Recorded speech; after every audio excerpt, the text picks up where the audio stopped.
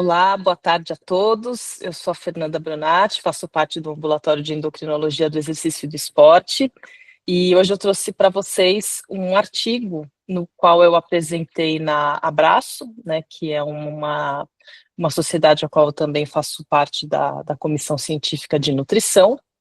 E o objetivo, né, desse estudo o objetivo primário desse estudo era ver realmente a questão da perda de peso. Mas um dos objetivos secundários foi ver como que a saúde óssea iria se comportar após o tratamento de 1 ano com a presença de um receptor agonista de GLP-1, que no caso foi a liraglutida, na presença de exercício ou a liraglutida isoladamente. Então, a gente sabe, né, que a perda de peso reduz comorbidades relacionadas à obesidade, tanto pessoas que têm uma obesidade como pessoas que tenham sobrepeso, já com outras comorbidades, e o quanto isso acaba tendo um impacto muito relevante, muito positivo na saúde não só atual, né, dessa pessoa, mas também preservando, né, prevenindo de riscos futuros. Porém, quando a gente faz uma perda de peso muito drástica e muito pouco desenhada, vamos dizer assim, em termos nutricionais, essa perda de peso pode levar também uma perda, né, de massa muscular, né, acima daquilo que já é o normal de ocorrer numa perda de peso, e também diminuir a densidade mineral óssea e aumentar a reabsorção óssea. Então, isso acaba trazendo riscos, né, em longo prazo, em médio e longo prazo, para a saúde óssea, né, a baixa densidade mineral aumenta o risco de fraturas, fraturas de quadril e de coluna estão associadas com maior mortalidade nos 2 anos seguintes após a ocorrência dessa fratura. E essa perda de peso óssea, automaticamente a gente pensa muito naquela pessoa mais idosa, numa pessoa frágil, especialmente numa mulher pós-menopausa. Mas ela também pode ocorrer em pessoas jovens que façam essa redução drástica de calorias, né, de nutrientes, né, não só de valor energético, e também pessoas que fazem a cirurgia bariátrica e também não têm esse cuidado pós-cirúrgico. Então, o exercício isoladamente, o tratamento com agonista do receptor de GLP-1 ou ambos os tratamentos combinados preservam a densidade mineral óssea clinicamente relevante durante a perda de peso? Essa foi a principal pergunta desse estudo, né? Então, o objetivo foi investigar a densidade mineral óssea no quadril, na coluna lombar e no antebraço. Foi um estudo conduzido na Dinamarca, entre os anos de 2016 e 2019. Ele contou com 195 adultos, então assim, eles recrutaram no primeiro momento 215 pessoas. Essas 215 pessoas foram submetidas a uma dieta de 8 semanas, com um valor nutricional bem baixo, uma dieta de 800 calorias no dia, dividida em 4 refeições de 200 calorias. Essas refeições tinham uma quantidade de proteína iguais, né, isonitrogenadas. E aqueles indivíduos que, num segundo momento, após essas 8 semanas, perdesse 5% do peso ou mais, eles eram convidados, aí sim, a fazer parte do estudo e receber, né, o suplemento, não, desculpa, o medicamento. Então, eles desenharam, né, metodologicamente que deveria ter pelo menos 180 pessoas, mas ao final conseguiram as 195, fizeram essa dieta de 800 calorias. Após esse segundo momento, esses grupos foram divididos em 4 grupos, fizeram a avaliação da densidade mineral óssea por DEXA. Esse DEXA também viu a composição corporal e, através de exames de sangue, viram marcadores de metabolismo ósseo, né, o P1NP e o CTX. Ali no desenho, né, mostra que realmente foi um estudo muito grande, eles avaliaram várias coisas, mas o que eu trouxe aqui para nós foi essa parte realmente da saúde óssea. Então, eles foram divididos no grupo que fazia exercício físico, no grupo que recebia a liraglutida, no grupo que fazia a combinação de exercício e liraglutida e o grupo placebo. Esse exercício, ele era feito da seguinte forma: 2 vezes na semana, as pessoas se encontravam com um profissional de educação física, faziam um treino de 50 minutos, dividido em 30 minutos de ciclismo e 15 minutos de exercícios, como se fosse como é que chama? Funcional. Então, tinha a parte de peso, mas também tinha alguns exercícios ainda aeróbicos nesses últimos 15 minutos finais. E nos outros 2 dias da semana, eles eram orientados a fazer algum exercício físico que também tivesse ali atingisse um VO2 de pelo menos 60%, 65%, o objetivo sendo 80%. A liraglutida começou com a dose de 0,6, indo aumentando ao longo das semanas, como é preconizado pelo próprio fabricante, né, até chegar em 3 miligramas, e quem não conseguisse aguentar os 3 miligramas por conta de efeitos colaterais mesmos, passava ao 2,4, mas isso realmente foram poucas pessoas. O grupo de exercício conseguiu, né, o objetivo era fazer 150 minutos de exercício extenuante, né, intenso, na semana. O grupo de exercício conseguiu chegar quase isso, foi em torno de 130 minutos por semana, e o grupo que era combinação ficou mais ou menos 118 minutos por semana. Então, vamos aos resultados. Foram, então, 195 participantes, a maioria eram mulheres, 64% eram mulheres, o IMC de 37 e a idade média de 42,84 anos. Um ponto importante que eu acabei esquecendo de falar ali na metodologia, e que também é até um fator limitante do estudo, como os próprios pesquisadores falam, é que foram excluídos todas as pessoas que tivessem algum tipo de comorbidade. Então, alguma pessoa que tivesse algum tipo de doença óssea, mas também entrou nesse sentido pessoas que tinham diabetes. Então, assim, são doenças que acabam interferindo no metabolismo ósseo, né, mas que foram excluídas dessa população. Então, os resultados em relação à composição corporal. Como era de se esperar, o grupo que associou a liraglutida ao exercício teve uma perda de peso maior. Então, eles perderam peso, né, naquelas 8 semanas de tratamento dietético e seguiram perdendo peso. Isso teve uma diferença estatística em relação tanto ao grupo que usou apenas a liraglutida, como também o grupo que fez liraglutida isolada e o exercício isoladamente. Depois eles tiveram um pequeno reganho, todos tiveram um pequeno reganho, mas tirando o grupo placebo, houve uma perda de peso para todos os indivíduos. Em relação à parte de gordura corporal, o grupo também que associou liraglutida mais exercício físico teve uma perda de gordura significativa em relação ao grupo que fazia exercício isoladamente ou a liraglutida isoladamente, mas esses outros 2 grupos também teve uma perda de gordura corporal bastante significativa em relação ao placebo. O ponto que foi interessante é que a presença do exercício no grupo que associou com a liraglutida preservou a massa muscular, mas o único grupo que ganhou um pouco de massa magra foi o grupo que realmente fez o exercício isoladamente. Em relação à parte de densidade mineral óssea. Então, o grupo que usou a liraglutida isoladamente teve sim um prejuízo, né, na densidade mineral óssea do quadril e da lombar em relação aos grupos que tinham a presença de um exercício físico, né. Essa diferença foi significativa estatisticamente em relação ao grupo que fez o exercício isoladamente, tá? Esses 2 pontos, né, o quadril e a lombar, que são pontos bem importantes. E em relação à parte do antebraço, teve uma melhora em relação à parte que fez o exercício físico, né, foi o único grupo que teve uma pequena melhora, mas não foi significativamente relevante.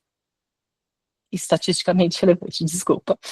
Em relação às partes dos marcadores da renovação óssea, após as 8 semanas de dieta rígida, O CTX, né, que é o marcador de reabsorção óssea, ele aumentou para todos, né, ele aumentou em torno de 27%.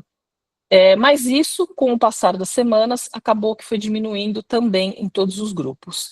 E em relação ao marcador da formação óssea, o aumento foi apenas de 7%. Então, teve um desbalanceamento aí, o tanto de perda, né, com o tanto de renovação óssea. E aí eu fiz, então, isso resumindo, né, em texto, isso que eu falei. Então, o marcador do CTX aumentou 27% e o de formação óssea apenas em 7%, né?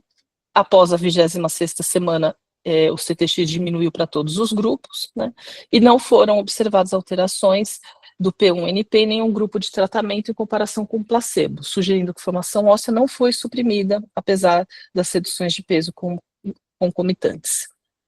E aí eu fiz uma brincadeira, né, abrindo um parênteses, que eu vou trazer 2 dados que não são desse estudo, mas que eu achei interessante, achei que cabia a gente passar brevemente por eles aqui, que foi um estudo feito com 64 participantes, também na Dinamarca, também desse mesmo grupo, né, predominantemente mulheres, e eram pessoas que tinham um risco aumentado para fratura.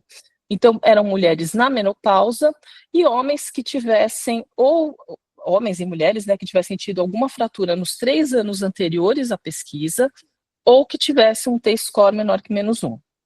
Então, foi uma média de idade de 63 anos, né, um IMC de 27,5%, e eles receberam semaglutida, não foi a liraglutida, por 52 semanas. E aí, o que mostra nesse gráfico, desculpa, eu achei que ele teria ficado um pouquinho maior do que ele está aparecendo, mas foi que o CTX teve um aumento de 54,8%. Né, e o marcador da formação óssea, ele não teve nenhum aumento estatisticamente significativo. E um outro dado, né, que em relação ao risco de fratura do estudo SELECT, o estudo SELECT, de modo geral, não mostrou nenhuma diferença em relação à ocorrência de fraturas nos grupos, mas quando olha-se para pessoas mais velhas, homens e mulheres acima de 75 anos, ou mulheres, né, pessoas do sexo feminino, mostrou maior incidência de quadril e pélvica, né, em pacientes do sexo feminino em relação ao grupo placebo, e também maiores taxas de fratura naquelas pessoas com mais de 75 anos. As pessoas que receberam a semaglutida tiveram ocorrência maior de fraturas em relação aos pacientes que receberam apenas o placebo. Então, para resumir, tanto a liraglutida isolada como o exercício isolado tiveram uma perda de peso muito parecida, né, a manutenção depois da perda de peso muito parecida, não teve diferença estatística, mas o exercício isoladamente conseguiu preservar a densidade mineral óssea e aumentou a massa muscular, a massa magra. Já o exercício com a liraglutida realmente pareceu ser a melhor via de tratamento, porque teve a maior perda de peso, preservação de massa, de densidade mineral óssea e aumento de massa magra. E o placebo sozinho, né, realmente foi como já era, né, de se esperar, aquele que teve um menor efeito em relação ao peso, mas em relação à saúde óssea, ele conseguiu manter a saúde óssea desses participantes. Um ponto que eu também acho importante a gente chamar atenção em relação a esse estudo é que em nenhum momento foi falado a respeito do hábito alimentar desses pacientes. Então, não foi feito um questionário de frequência alimentar, ou um questionário de hábitos alimentares, ou um recordatório, registro alimentar de 3 dias, uma semana. Então, essa parte ficou um pouco nebulosa, né, como que era a alimentação dessas pessoas passada aquelas 8 semanas de dieta extremamente hipocalórica. Né. Então, como conclusão, a liraglutida reduz o peso corporal, mas sem o estilo mecânico do exercício, pode comprometer o tecido ósseo. O exercício aumenta a força muscular e estimula o metabolismo ósseo e pode, então, compensar, né, pode preservar a perda de osso que geralmente está inerente a uma perda grande de peso. Então, esse estudo reforça a necessidade de combinar a farmacoterapia com intervenções físicas para proteger a saúde óssea, né? E a combinação de exercício E medicamento reduz a gordura, preserva a massa muscular e preserva também a estrutura óssea. Então, como que a gente olha para esse paciente, né? Como que a gente leva a solução, né, ou pelo menos um caminho para isso, de mitigar a perda de massa muscular e massa óssea no tratamento farmacológico, né? Então, aqui traz alguns pontos que a gente tem que olhar quando a gente está fazendo, submetendo, né, o paciente ao tratamento, seja com o GIP, seja com agonista de GLP-1, e aqui eu vou me focar, né, trazer para vocês realmente voltado para a saúde óssea e para a saúde da massa magra. Então, é muito importante que haja uma boa distribuição. Um dos efeitos colaterais mais relatados, e até que faz com que a desistência do tratamento após um ano seja bem alta, realmente são os efeitos gastrointestinais. Então, o fato de fracionar a dieta em pequenos volumes ao dia, isso estaria ajudando a diminuir um pouco essa sensação de enjoo que a pessoa pode relatar.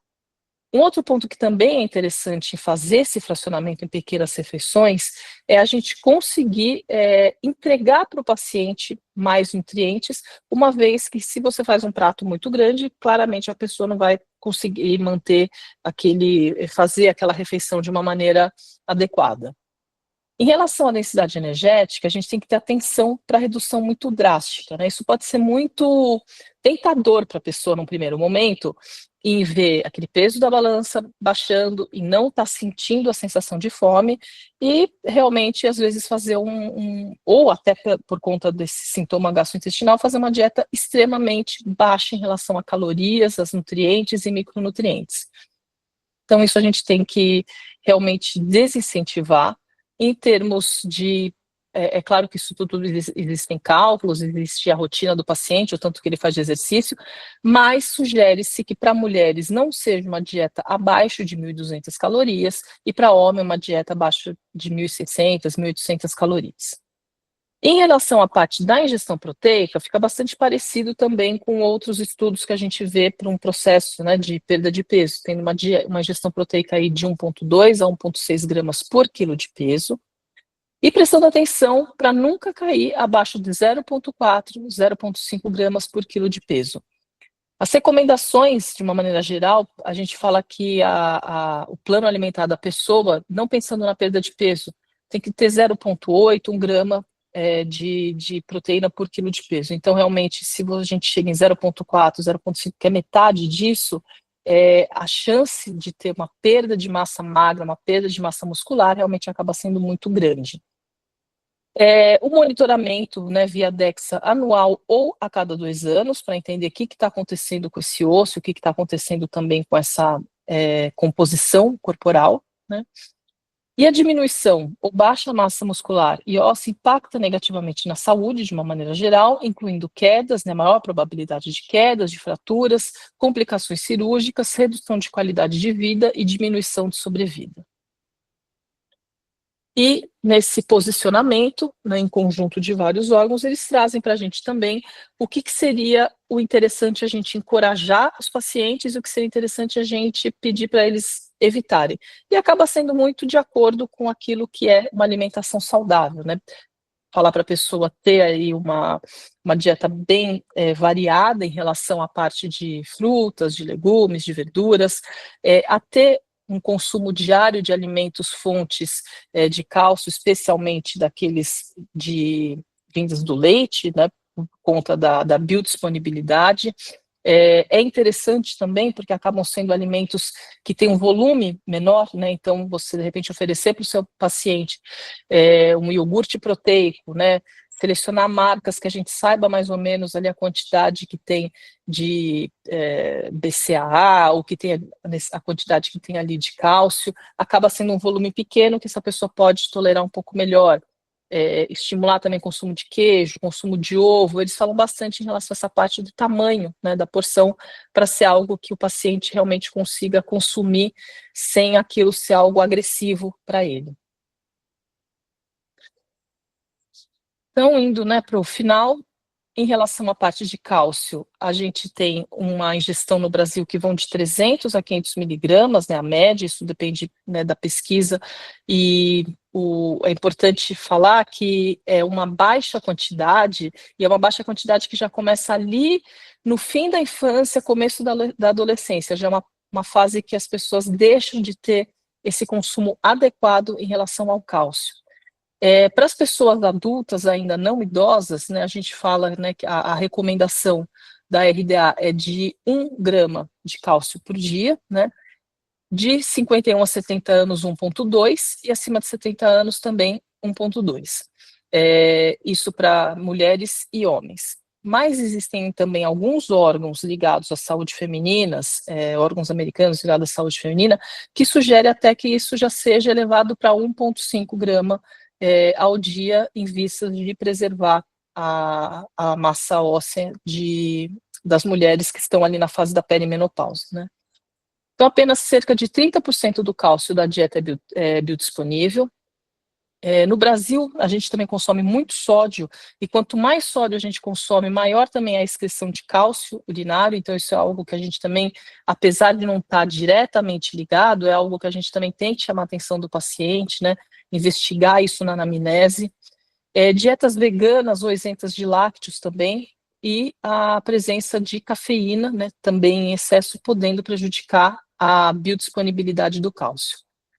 Perda de peso muito drásticas, né, então superior a 14% em 3 a 4 meses, podem promover perda óssea, e a perda de peso moderada, falando em 5 a 7%, resulta numa preservação da massa óssea.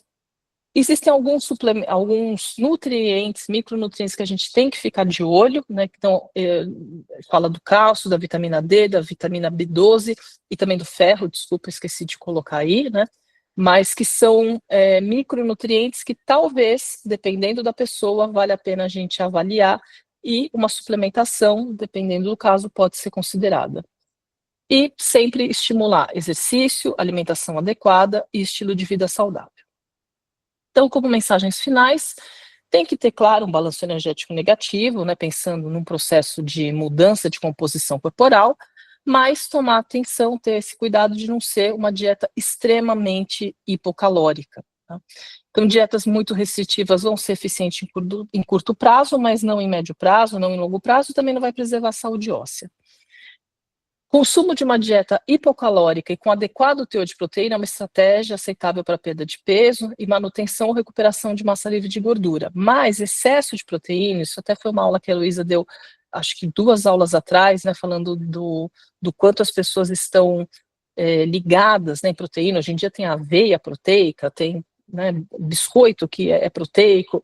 Então, assim, o excesso de proteína também não vai trazer nenhum tipo de benefício, né? Não vai preservar a massa muscular só porque você está comendo proteína em excesso. Então, realmente, para esse público que a gente está trabalhando, que não é um público de atleta, né? Um público fazendo o tratamento de perda de peso com o GLP-1, a gente chegar naquele 1,2, 1,4 já estaria de bom tamanho para esse público. E o consumo de alimentos fontes de cálcio deve ser uma das prioridades durante o tratamento e processo de mudança de hábito.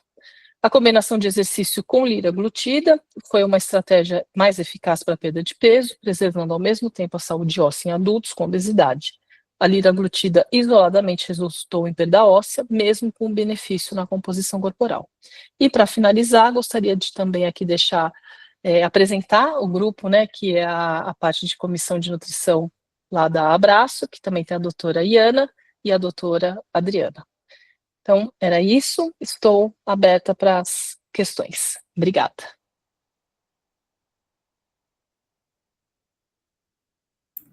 Parabéns, Fê. Muito bom mesmo. Nós temos a Monique, que está com a mão levantada. Monique, você quer abrir o microfone? Desculpa, levantei a mão sem querer. Tá. A Elô levantou a mão também. Elô, pode falar. Beleza. Oi, pessoal, boa tarde, tudo bem? Parabéns, Fer, pela apresentação, muito boa.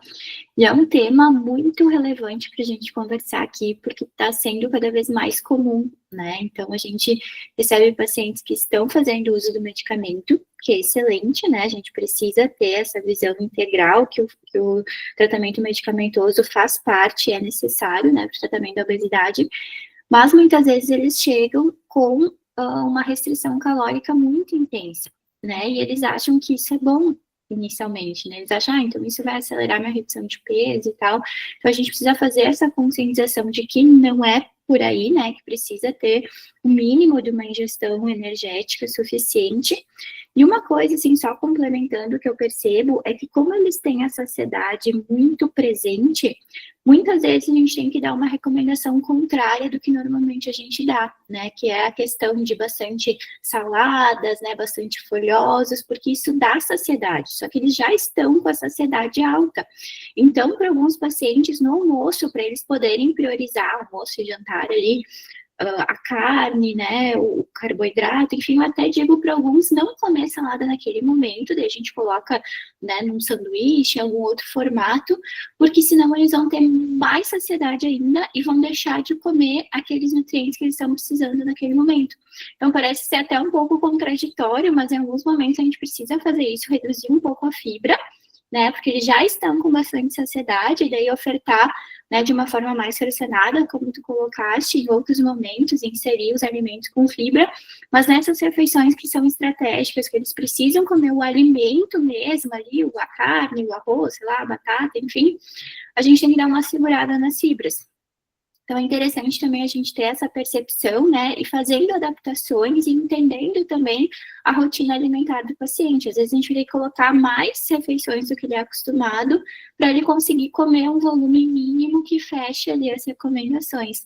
Né? Não sei se tu percebe isso também, da questão das fibras, né, se tu quer falar um pouquinho sobre isso. Elô, muito obrigada por lembrar desse ponto, excelente colocação, isso é algo que eu realmente sempre trabalho, né, com os pacientes, de realmente começar, ao contrário, né, isso que você falou, começa com a parte quente da refeição, e aí se couber, você consome os vegetais. Também costumo trabalhar bastante com purê, porque daí, de repente, consegue colocar duas coisas, né, põe batata com mandioquinha com cenoura, então esse tipo de coisa eu acabo fazendo escondidinho, porque daí a carne fica um pouco disfarçada, né, muitas pessoas acabam tendo um pouco de aflição em comer carne, não sei se a palavra correta é aflição, mas não está me vindo outra, enfim, não consegue ter um apetite para comer a carne, o frango propriamente dito, então isso também acaba sendo formas de preparo que a gente tem que levar, né, para o nosso paciente. Eu acho que é um momento realmente, assim, da gente lembrar lá das nossas aulas de técnica dietética, né, estudar ali o produto no supermercado para ver qual que vai atender melhor as necessidades, e realmente, né, assim como nos pacientes que fazem a bariátrica, não no primeiro momento, claro, mas um pouco mais adiante, começar, né, com a parte quente, começar especialmente com esse alimento proteico. Perfeito, isso mesmo. Eu vi aqui que eu acho que tem uma pergunta da Lu no chat, eu vou aproveitar e te fazer. Seria interessante fazermos um recordatório alimentar para quantificar a ingestão de cálcio de maneira mais rotineira quando prescrevermos a GLP-1, objetivando 1,2 gramas de cálcio ao dia sempre? Eu sou a favor, sim, não sei qual que é a posição da Elô, mas eu gosto bastante dessa história de fazer um bom recordatório alimentar bem detalhado, uma anamnese bem detalhada, e geralmente, assim, se a pessoa tem essa disponibilidade, eu peço para ela fazer realmente um registro alimentar de mais dias, para eu ter uma ideia de como que é a rotina realmente dela, né? Então, isso você já tem uma ideia maior de outros dias da semana e não apenas naquele momento que ele está ali com você, né? Eu não gosto muito daquele instrumento que fala das 24 horas anteriores, porque as 24 horas anteriores nem sempre reflete a realidade, né? Especialmente no nosso ambulatório, que é uma segunda-feira, então eu sempre gosto do registro do que é o habitual da pessoa, e se a pessoa tem essa disponibilidade, eu peço para me mandar foto de um dia alimentar, ou dois, mais, né, um dia a mais do que aquele que ela me falou, 2 dias a mais do que aquele que ela me falou, e sempre pensando em chegar pelo menos nesse 1 grama de cálcio no dia, 1,2, depende da faixa etária, né?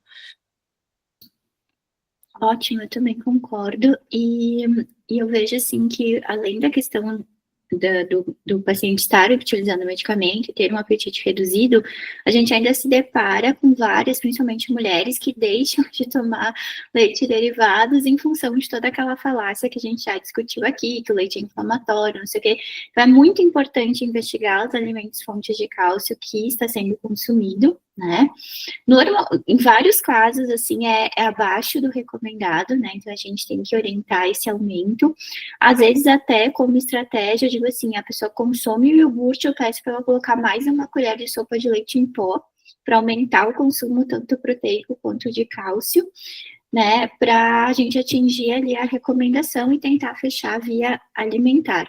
E o registro fotográfico eu acho muito importante, porque daí que a gente tem uma noção de quantidade, principalmente nessa etapa ali do início da utilização do medicamento, porque eles relatam, mas às vezes eles estão comendo menos ainda do que eles relatam. Então, o registro alimentar por meio de fotos é bem importante para a gente ter essa noção de quantidade, fazer as adequações, ou às vezes inserir mais lanche ali para conseguir suprir o que ele precisa naquele momento.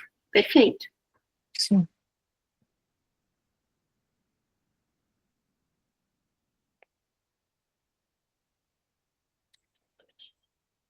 Mais alguém, pessoal? Tem alguma contribuição? Quer fazer alguma pergunta? Ô Fê, me tira uma dúvida. Quanto tempo de segmento foi do estudo mesmo? 52 semanas. Então, Bastante tempo. A Lu tá falando como é difícil atingir isso, gente. É difícil. Então, quando eu brinquei, que falei assim, a gente voltar para técnica dietética, olhar supermercado, né, os rótulos do produto, é justamente para isso, porque às vezes você consegue dar ali para o paciente 3, 4 sugestões de iogurte que você já viu que tem uma quantidade de cálcio um pouco maior. A boa e velha estratégia que a Elo bem lembrou de colocar o leite em pó em algum outro alimento, porque daí não vai aumentar o volume, então a pessoa vai conseguir, em teoria, tolerar de uma boa maneira, mas é difícil. Esse 1,2 não é fácil, não.